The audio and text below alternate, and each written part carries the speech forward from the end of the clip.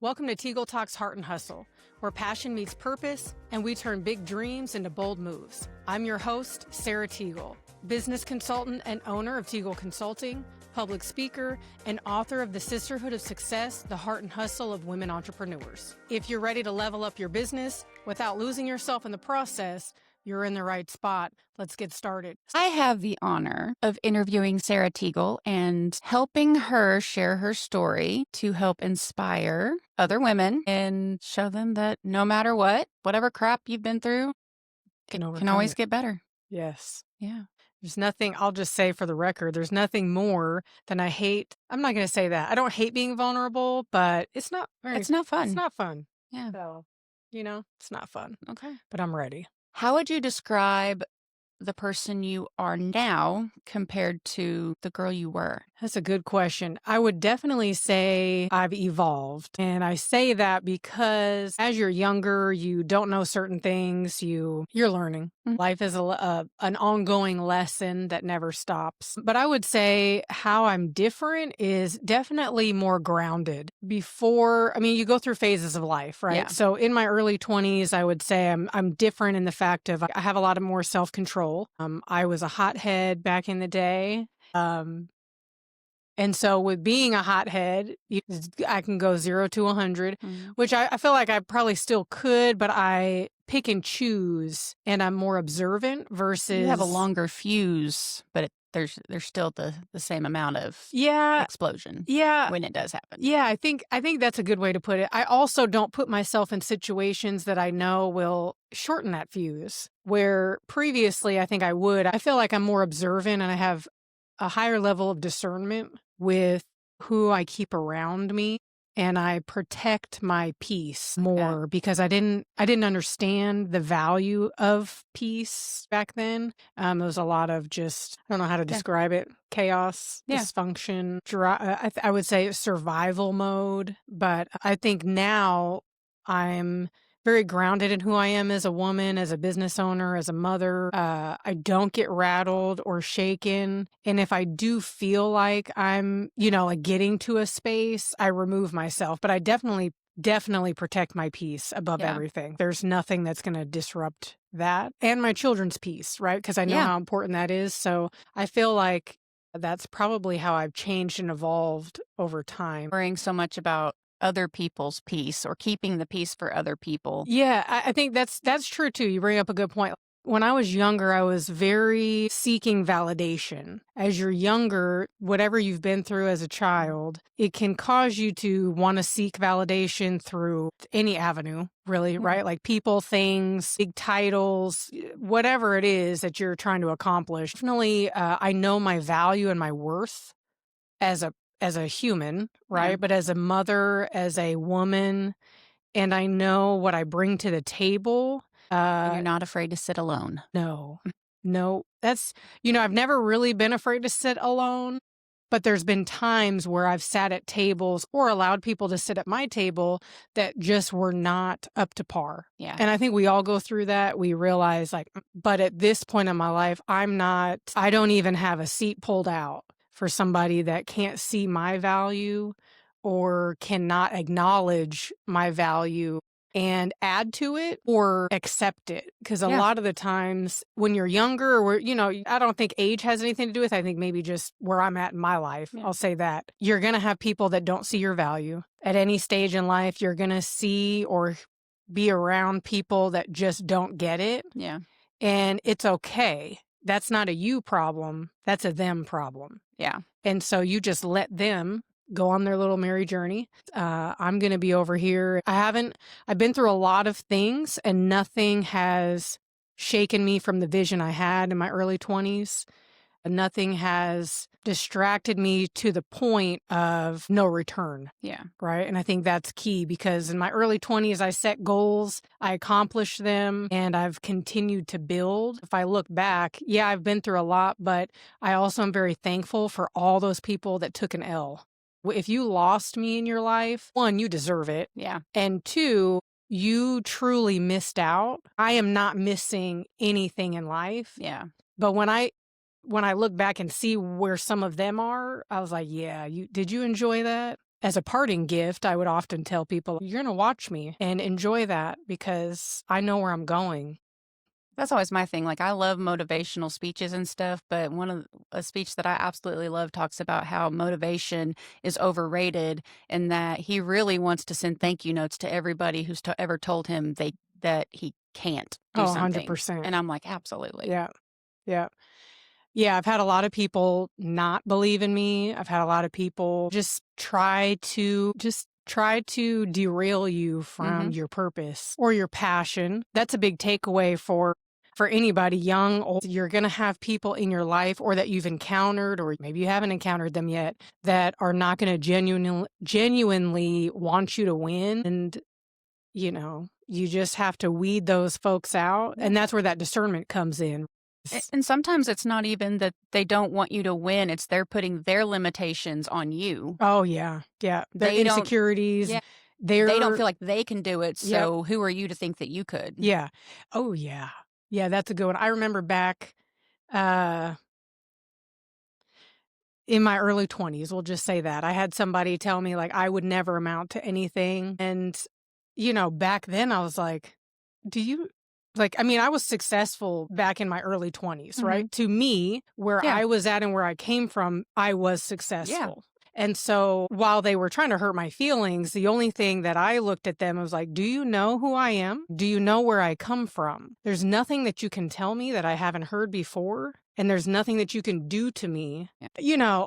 There's nothing that is what I truly know about myself is there's nothing that anybody can do to me that's going to derail me from my purpose Yeah. and from what I'm supposed to be doing in my life. And so I don't worry about that anymore. Where I think, when we're younger, we seek that validation. We want people to like us. We want to feel loved. Or Mhm. if we haven't had that in our life, we want to, we go for that, right? Whether Yeah. it's, whatever that looks like, if it's a relationship, you didn't feel loved, if it's by your mother, your father, I don't know, whoever, right? If you've Yeah. never felt that, then you want to try to seek that out in some form or fashion. And I just feel like I just surpass that point of the validation. I am my own validation. Yeah. Along your journey, you learn Yeah. that your mental health improves, you go through things, you reevaluate. But if, to answer that question is from then to now, I would say it's a lot of people wouldn't probably even, well, one, recognize me Yeah. physically,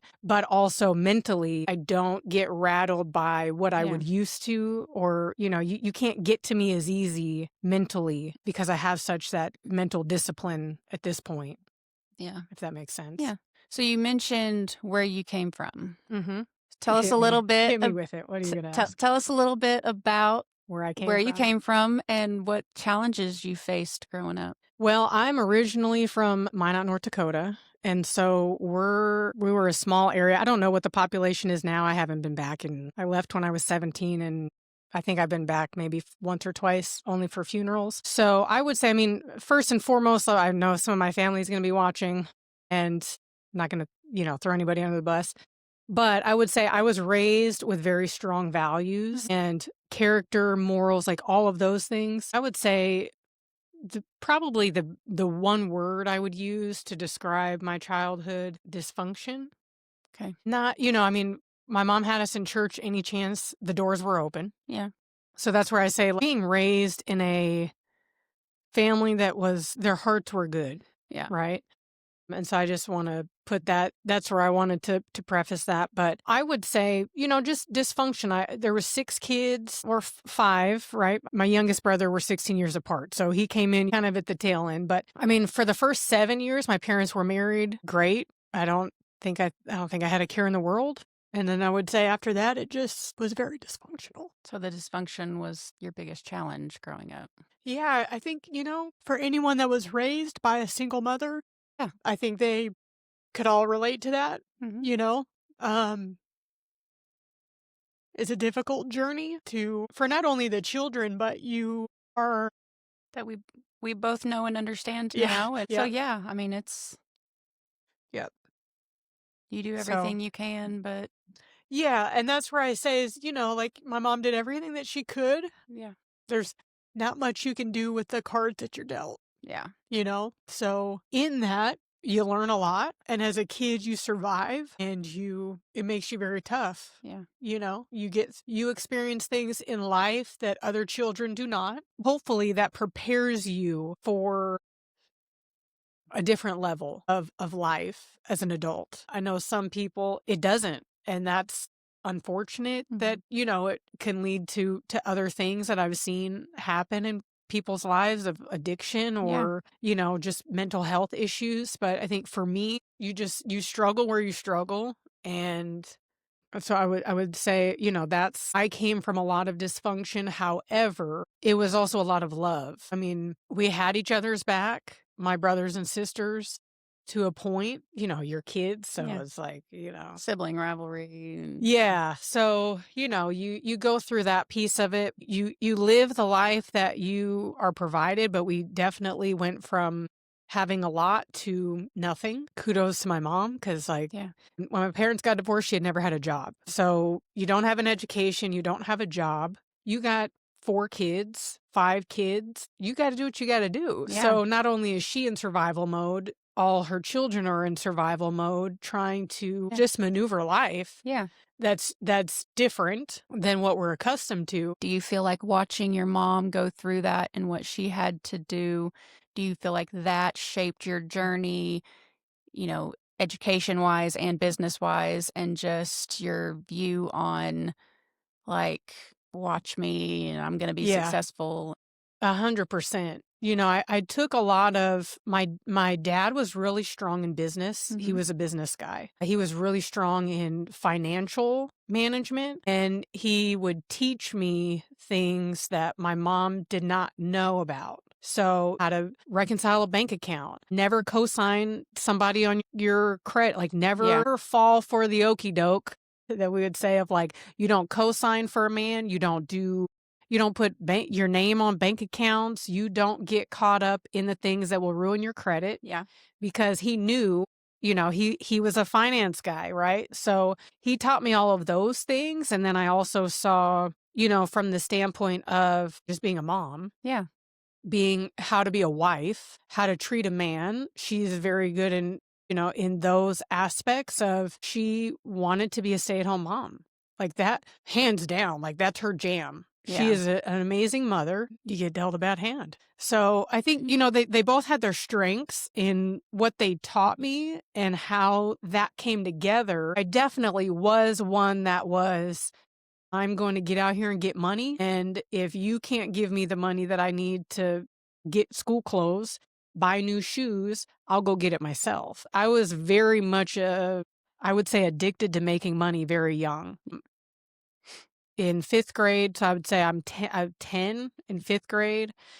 We had paper routes to help my mom pay the bills. I don't think that lasted very long, but the day I turned 14, I went and talked to somebody that owned a business, and I said, hey, I want to start working. And I was working full-time by the time I was 15, going to high school. I moved out at 17 and never looked back. I mean, I would say I was very much a business person. Whatever business you put in front of me, if I could flip it and make money, that's what I was doing. I think I had that hustle in me very young. Yeah.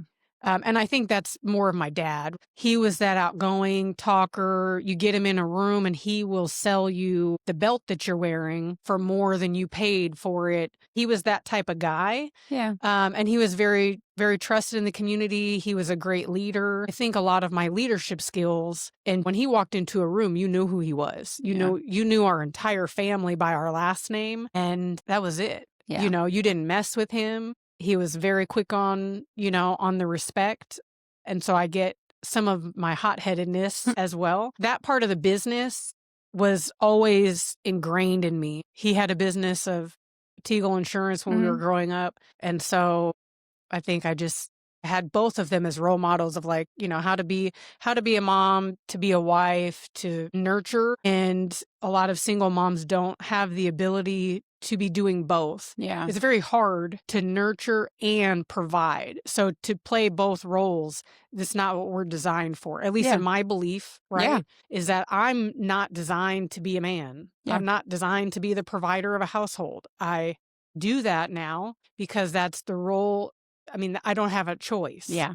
Right? So when you don't have a choice, You find a way. you find a way. I have 2 boys, and so that's what I teach my boys is, one, don't be that naive guy. You got to be strong in who you are as a man, but your job is to provide, protect, and to be there for your family, and don't have children with people. Do not share your values and your character and what really matters, right? Yeah. Is right like the fam. Yeah. Can you depend on that person? And if your answer is no, walk. Yeah. It's that simple, right? Regardless of how you feel. I used to get teased a little bit because I was, even in high school, I was one of these ones, like I would start dating someone, but then I was like, I really don't see myself with them long term. So why am I wasting my time? Yeah. And so it's like, for me, I just didn't waste my time. Like I didn't date in high school. Never.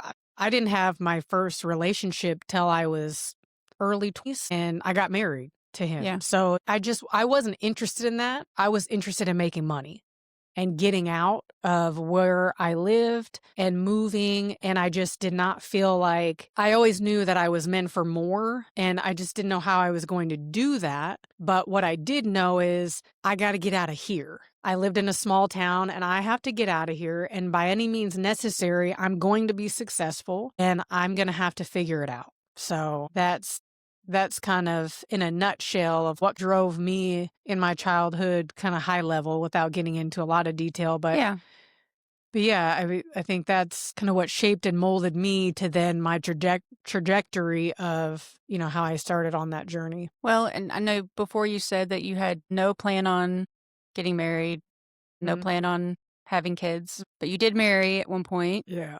And you have 2 kids. Mm-hmm. So I'm forever thankful for my children. Oh, yeah. Right? I'll say my children. I'm forever thankful for them and forever thankful for the lessons that I had to go through to get them. Yeah. I'll say that as nicely as possible. Yes. I was very career driven, but I got to a point, and I think as parents, we put a lot of pressure on our kids to follow the social expectations. Yeah. And the social expectation at that time, and of course, my family being very much in the church of like, by this age, you should be married. By this age, you should be having children. By this, you should be doing this, right? Yeah. And so as women, I think more maybe women, I don't know, I can't speak for men, but I can speak for women is, we're kind of groomed, yeah. To follow these social expectations. And so when I look back, no, was I ready to get, no, I would have told my former self, do not do it, like run. However, it was short lived. I learned a lot through that process. And, I have my oldest son from that, and I wouldn't trade that. Yeah. So I got the best part of what could have come from that. And I learned those lessons, and I'm very open with my children. I mean, especially my oldest, he's a teenager. Yeah. So I don't think, hopefully him, if he's listening to this, he wouldn't take offense, but it wasn't in my plans, like, personal, but my plans aren't God's plans. And so everything happens for a reason. I don't question that. I just know this is my assignment. And so here we are. Yeah. Yeah. So how did you you left North Dakota. Yep. 17. At 17 Mm-hmm. and I moved to Pensacola, Florida. Okay. Moved to Pensacola, Florida, and I was living with one of my brothers. We got an apartment and was trying to figure out, I was kind of like the free spirit. I had been saving a lot of money from high school. I didn't know what I wanted to do with my life. My parents didn't talk to me about college. They didn't talk to me about a lot of stuff, to be honest. Like, I think, as a single mom who's trying to survive and didn't have an education, my parents didn't graduate college, like, yeah, your parents are going to talk to you about what they know about or what they, and so I didn't know. I didn't know what I wanted to do. I didn't know what I was going to do. I just knew that I didn't want to be there. And if I could get out here and do something else, I'll go do that. And so my brother was living down in Pensacola, and he was, he was on his journey. And so I think I was there for maybe a year, and I just couldn't get with it. I don't know what's happening. I was just struggling just within myself. And so my mom at that point, she had remarried. She remarried when I was 16. Both my parents remarried. were very happily married. My mom is still married over 20 something years. When my dad passed, him and his wife had been remarried or had been married for over 20 years, So I think Yeah. they both remarried around when I was 16. And so I saw two other marriages where they were really happy. They were stable, like they're, great marriages, great families, all the good things that you would want to see. But I don't know. I didn't know what I wanted to do. And I didn't want to go to college and waste my money and my Yeah. time. And so I just traveled. I think for about 2 years, I traveled I was in Florida. I was seeing friends over here and just driving over wherever, this is before GPS. So I was had my atlas out and I was like, well, I'm going to go here. Okay, this sounds good. Or the MapQuest printout. Yeah. Or yes. And so I ended up in Tulsa, Oklahoma, and I stayed there for 13 years. That's where I had my first son. And I built my career there. After about 2 years, I dabbled a little bit in the medical field and thinking about getting my nursing and things like that, but that just wasn't for me. Both my sisters are nurses or nurse practitioners. My brothers were in the fire industry and also they're business owners and things like that. So I was just trying to find myself and trying to be at peace with who I was, and that was a struggle. But I ended up building my career there and also going to college. I graduated with a master's degree from OU. And after that, then I relocated for a role that was in Orlando, Florida to help build a company that was starting out there. And so I moved there and I was there for about, I think, 2 years or a little bit longer. And then I was relocated to Russellville. And so I've been here since 2018. Yeah. And I've continued to grow in my career in corporate, but then also I left corporate and worked with startups. And so I've been working with startups and just doing some consulting on the side for probably about the last 5 to 6 years. And then I just actually built the business within the last 2. So it was kind of started out as a side hustle. And coincidentally, the very first people that I started consulting, after the second consultation, they're like, can we just hire you full time? So that kind of, I was like, well, yeah, I'm not going to turn that down. And they were great. So, and then I've just built my consulting over time. In February of 2025, this year, I wrote a book, The Sisterhood of Success, The Heart and Hustle of Women Entrepreneurs. I've illustrated some coloring books for another business that I'm involved in. Business is my jam. I love business. I love helping people grow and develop and coaching them on how to do that and different ways to implement things in their business that can make them successful. And so that's just one of the reasons why I started my consulting company. It's not the first business I've started, but it's the first one where I'm like, okay, I feel like it has just the opportunities that are endless. Yeah. And I've done some public speaking and, trying to build that part of my business as well. So that kind of just got me to where I am today. Yeah. So if you could go back, don't make me go back. If you could go back and talk to your younger self, yes, what would you tell her? Run. I think I would say it's okay. Breathe, take a breath. I was very much in the beginning of my career in corporate America.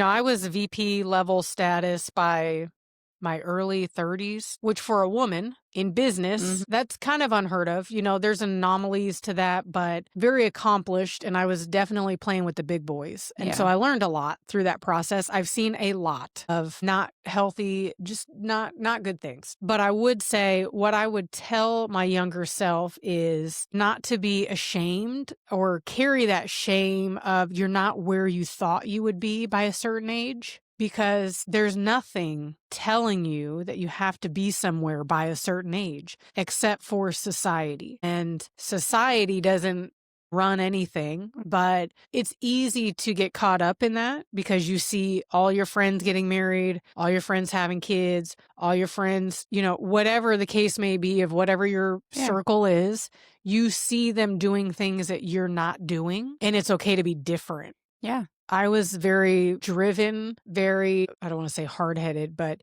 when I get a goal in mind, there's nothing that's going to stop me, right? I have a vision, I have a goal, and I've let at times society's expectations or, what Sarah, should you be doing this as a woman? Should you be doing this as, a single mom? Should you? So I would just say to my younger self, F it all. Do you? And especially because women like us that are, putting ourselves out there and doing these things that a lot of people see as crazy or delusional. Like Mhm. we get told, you're a lot or you're too Yep. much. Well, no, you're just not enough. Right. Yeah. And I think that's important for girls to hear. For the little girls out there that are bossy, I was that leader, just a natural leader as a girl. But those girl leaders, which is a whole nother podcast, those girl leaders get called bossy Yeah. and Sassy, the B word. bossy. Yep. Well, and even And by boys get other called women. leadership. Yeah. They're leaders. Even by other women in corporate, I experienced through a period of my journey in corporate, I experienced a lot of women that did not want to see other women be successful. And I could not understand that. We're not in competition. I mean, I don't ever feel like I have competition, so I'm maybe just overconfident, but I know what I bring to the table. Yeah. But we're not in competition. I can help you as much as you can help me. Yeah.